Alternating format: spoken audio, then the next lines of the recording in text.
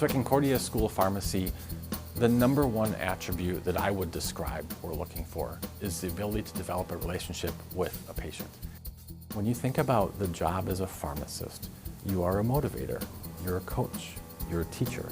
You're somebody who helps a patient understand how to use this information and to use this medication to better their lives. We're going to develop that student in their foundational knowledge, develop them in understanding what drug action is and what it means on a molecular level. We're going to develop them as somebody who can work with a patient and see that person as a whole person. We don't attract students thinking about what we need them to do, what we want them to do. We really focus on giving them the tools so that they can build that toolbox and be the pharmacist that's going to really meet their passion and vocation as they care for their patients. I think we do a really good job of building a schedule that allows that student to both have life balance and get a world-class education. Our curriculum has about 40% of the coursework as devoted to experiential, and a significant portion as well devoted to applied learning that really builds a bridge between the knowledge piece and the experiential component when they're out in actual practice.